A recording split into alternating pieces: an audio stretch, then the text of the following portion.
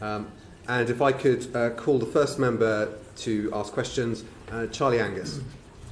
Thank you, Chair. Thank you, Mr. Allen. I would say at the outset how deeply disappointed we are about Mark Zuckerberg's decision to ignore the summons from so many different nations.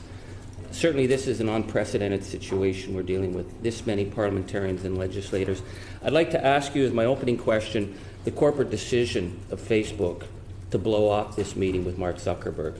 Was that, how was that arrived at? Who gave Mr. Zuckerberg the advice to ignore this committee?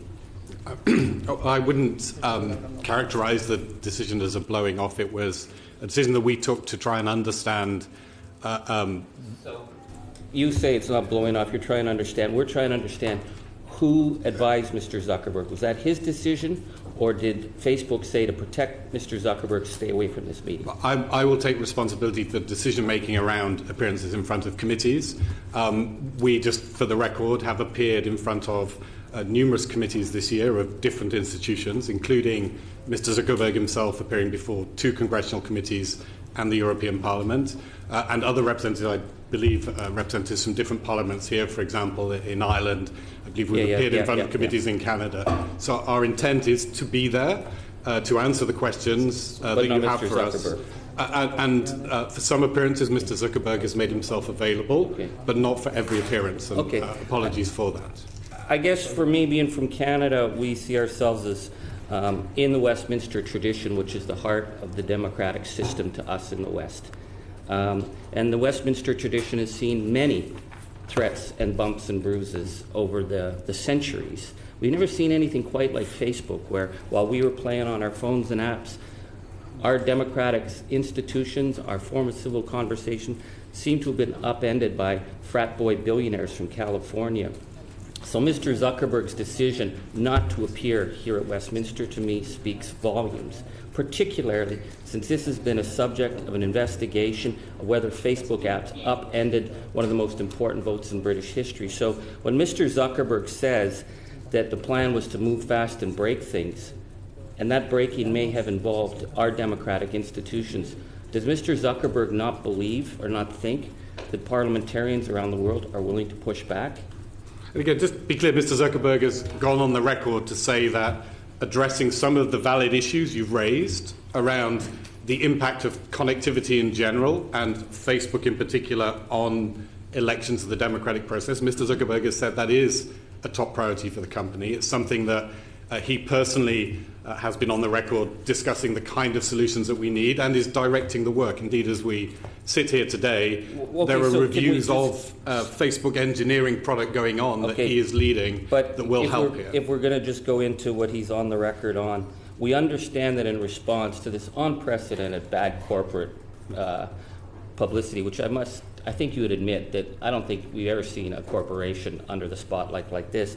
But Mr. Zuckerberg's response was to hire the Republican Party-linked definers, and we learned from that one of those, one of the solutions to respond to this bad press was to try and link George Soros and a lot of issues around Soros and anti-Semitic conspiracy theory, and then to suggest that attacking Facebook was somehow in itself anti-Semitic. Don't you see that by using the same tactics of misinformation, rather than being accountable, that you've lost public trust and cannot be trusted to police yourselves? Is that not what Mr. Zuckerberg's put your company in that position? I'm not going to disagree with you that we've damaged public trust through some of the actions we've taken. Again, just for the record, on the issue of the hiring of this outside firm, Mr. Zuckerberg himself said that was not what he expected of us. He was not personally responsible for the hiring. Elliot Schrage, who runs policy and comms at Facebook, has publicly stated that he was responsible and takes responsibility for it. Mr. Zuckerberg has given instructions for us now as a team to look very carefully at all the relationships we have with different external agencies to make sure that we behave. I'm sorry to cut you off, but I am very limited to be respectful of my colleagues. But it's this thing that Facebook's always sorry, they're always on a journey. We asked the head of Facebook Canada about the allegations of genocide in Myanmar, where international community spoke out again and again and again about the mass killings that were happening. And the Facebook rep for Canada said, well, we admit we're not perfect, we're on a journey.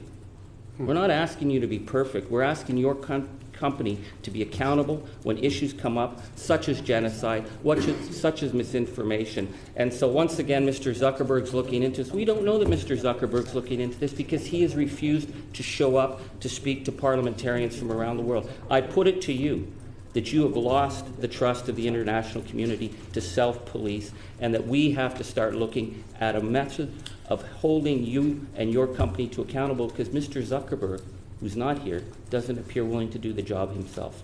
And again, I'm going to agree with you. One of the areas that I'm working on right now is precisely to understand the kind of regulatory framework that's in everyone's interest. We've accepted, and Mr. Zuckerberg again has said himself, that we accept that this requires a regulatory framework and action by responsible companies like ours. It's the two in tandem, and as we go on to discuss false news and elections, I think the regulatory piece is going to be a really important part of that.